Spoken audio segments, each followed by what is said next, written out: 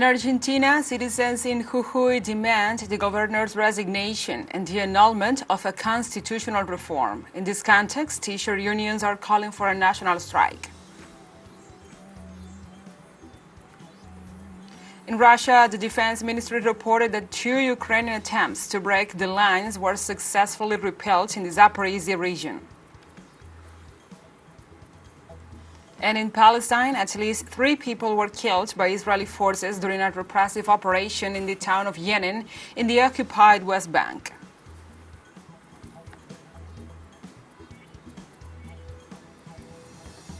Hello from the headquarters of TeleSUR English in Havana, Cuba. This is From the South. I'm your anchor, Gladys Quesada, and these are the news. In Argentina, 25 people remained detained on Sunday in penal units of the northern province of Jujuy after having been arrested during the police crackdown that took place on Saturday when demonstrators were protesting against the constitutional reform approved on Friday. The protesters had cut off highways across the province on Saturdays, withstanding sub-zero temperatures, as well as violent approaches by the police, which left many severely injured. The blockade carried out on the intersection between the national routes 9 and 52 at the entrance of the town of Purmamarca was still in place on Sunday morning, with demonstrators from several communities protesting against the constitutional reform approved by the Constitutional Convention behind closed doors on Friday, banning roadblocks as a form of protest. The rush approval came after over a week of teachers striking in the province, calling for higher wages and rejecting the reform.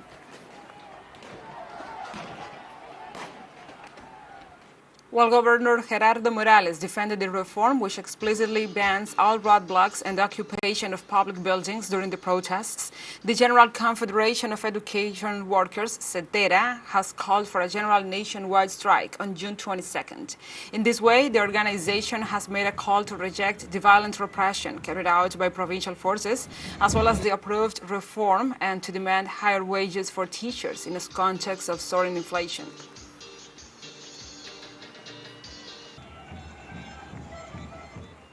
Brazilian President Luiz Inácio Lula da Silva entered his 6th month in office with approval ratings of a steady pace. According to a survey from Datafolha Institute, the Brazilian head of state entered his 6th month in office with a 37% approval rating and a 27% disapproval rating. In the survey, more than 2,000 people were interviewed to know their opinion of the first 5 months of President Lula da Silva's administration, which they rated as positive. During his first months in office, Lula rescued multiple social programs pre-established during his first term. The leader of the Workers' Party proposed to rebuild the South American nation and promoted a change in the fuel price policy. In this sense, many experts agree that despite tensions with Congress that have hindered some of the projects, the image of the President Lula da Silva remains intact before the people.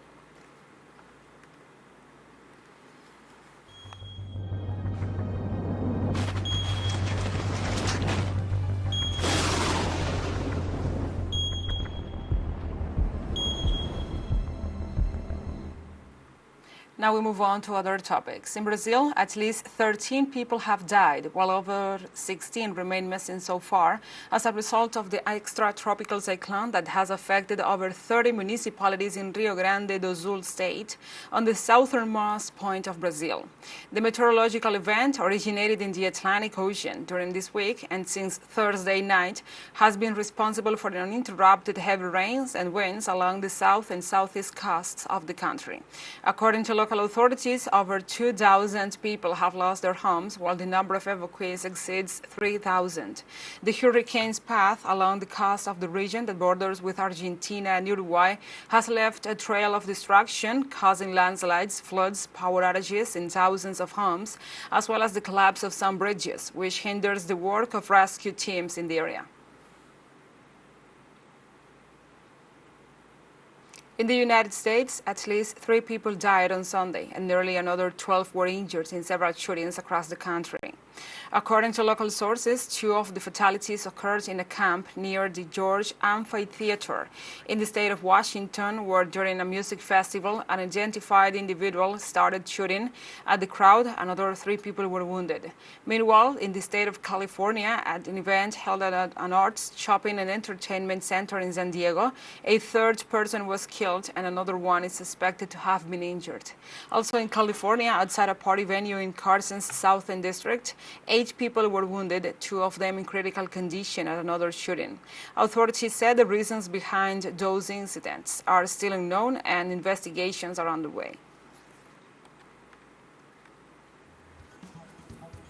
Let's take a short break, but remember you can join us on TikTok at TeleSUR English, where you will find the news in different formats, news, updates, and more. Other stories coming up. Stay with us.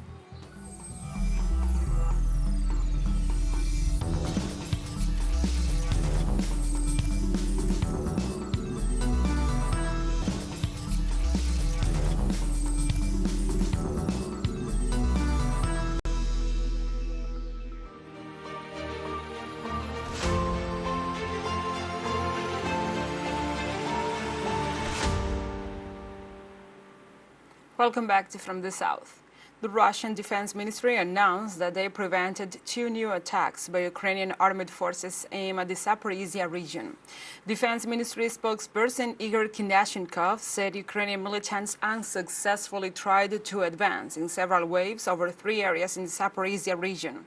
Kinashenkov said all enemy attacks were repelled by the Russian Defense Forces and that in these operations 9 tanks, 10 infantry fighting vehicles and up to 10 other vehicles and armored vehicles were destroyed. On Friday, June 16, acting Zaporozhye Governor Jenin announced the unsuccessful attempts by Ukrainian armed forces to break through the defenses of the regional front.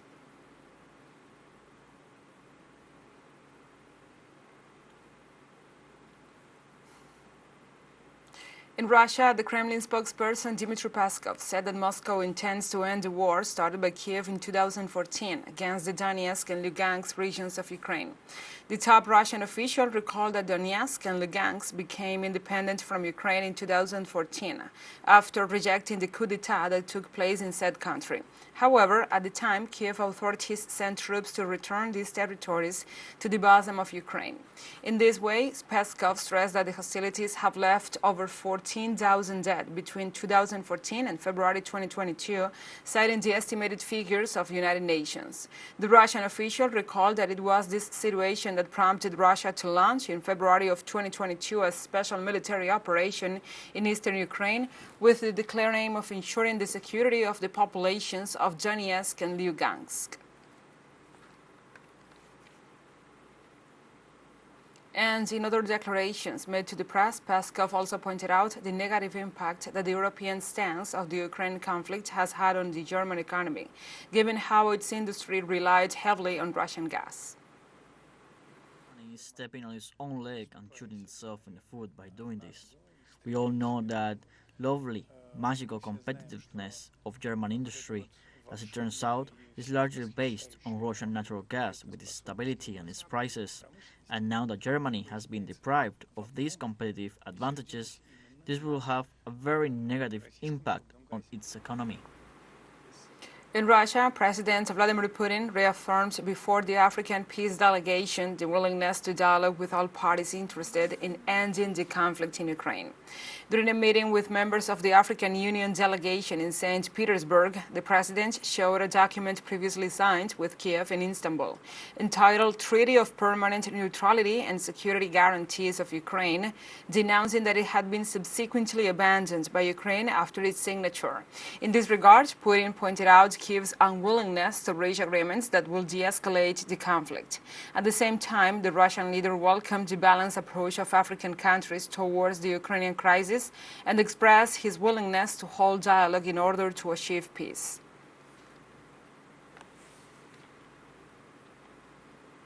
On Saturday, U.S. President Joe Biden stated his country will not make any special arrangements for Ukraine to join NATO despite the conflict with Russia. The statement was gathered while Biden was en route to Philadelphia for his 2024 elections campaign, where he was asked whether the U.S. will make it easy for Ukraine to join the North Atlantic Treaty Organization, NATO.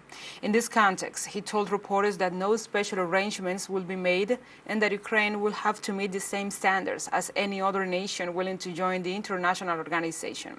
For their part, other NATO member countries, such as Spain and Germany, have noted that Ukraine's NATO membership is not feasible and will increase the risk of a full and direct military confrontation with Russia. Still, NATO's Secretary General has stated NATO leaders are planning to hold their first meeting with Ukraine President Volodymyr Zelensky in the Lithuanian capital of Vilnius next July.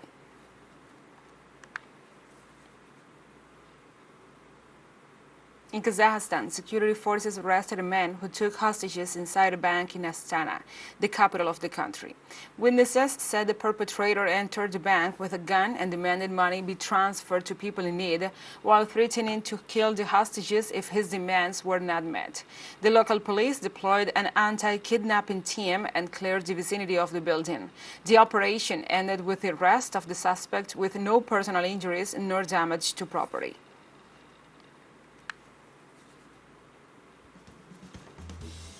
TeleSUR English continues to grow. You can now tune in from 33 different African countries using StarSat.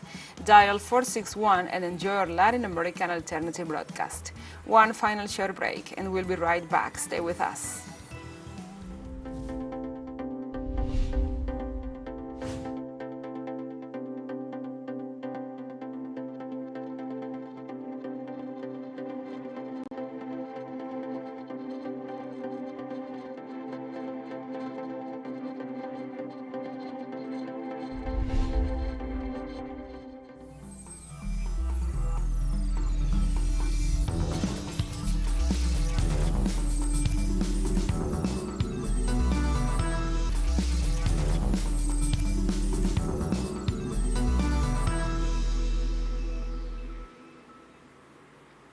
Welcome back. In Palestine, at least 3 people were killed by Israeli forces during a repressive operation in the town of Jenin in the occupied West Bank. The Palestinian Health Ministry said that Khaled Asaha, 21 years old, Kazam Abu Ziri, 29 years old, and the teenager Ahmad Zakir, 15 years old, succumbed to the wounds received from Israeli gunfire during the raid. In addition, 31 Palestinians were wounded, 9 of whom are in critical condition, officials said. Large units of the Israeli army stormed the town of Jenin and the refugee camp, leading to clashes with the Palestinians, during which the soldiers fired live bullets in addition to stun grenades and toxic gas.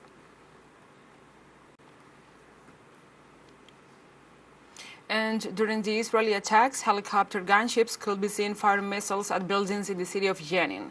According to local media, this is the first time since 2002 that the occupation army has resorted to these aircraft to attack the Palestinian resistance.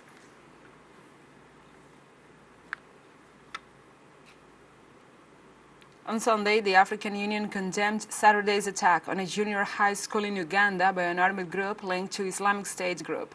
42 people died in the attack. Allegedly, the Allied Democratic Forces militia are the ones responsible for this attack. African Union Commission President Moussa Faki Mohamed described the attack as atrocious and shocking. Mohamed also expressed his condolences to the families and loved ones of the victims and wished a speedy recovery to the wounded students. The African Union Commission President also sent his full solidarity to the Ugandan President Yoweri Museveni and to the Ugandan people. Mohamed further reiterated the need for an urgent, holistic regional approach to address the threat posed to regional security by terrorists and armed groups operating from the Democratic Republic of the Congo.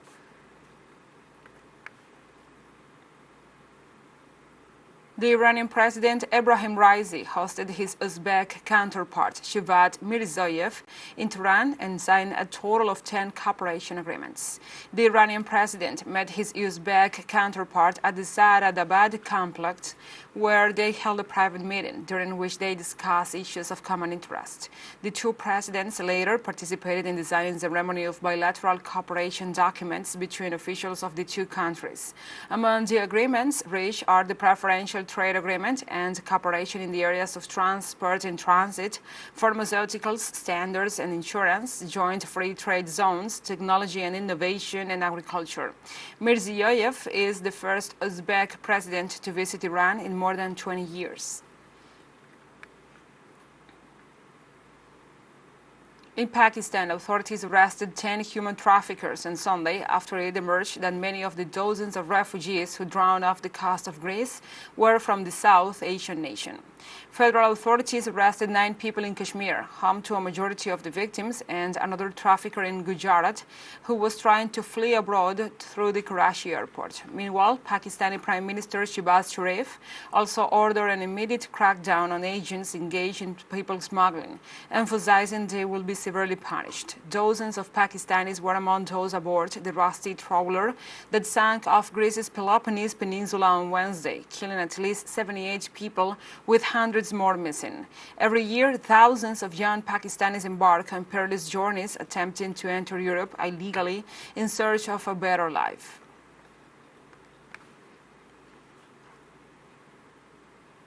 And Lebanese entrepreneurs showcase their productive potential at the first edition of the Industrial Fair for Local Development held at the exhibition hall of the southern suburb in Beirut. The fair, backed by the Ministry of Industry, gathers 116 entrepreneurs out of the more than 7,000 industries in the National Registry. The fair's main objective is to attract foreign investment while activating local production chains in order to develop the small, medium, and large business sectors in Lebanon. Most of the participants at this first edition are young entrepreneurs who are betting on local development to cut imports, right when the country is experiencing its worst economic crisis in modern times. And like this, we have come to the end of this news brief. But remember, you can find this and many other stories on our website at telesurenglish.net. And also, if you feel so inclined, please join us on social media for all the latest news. We are on Facebook, Twitter, Instagram, Telegram, and TikTok. For TeleSUR English, I'm your anchor, Gladys Quesada. Thank you for watching.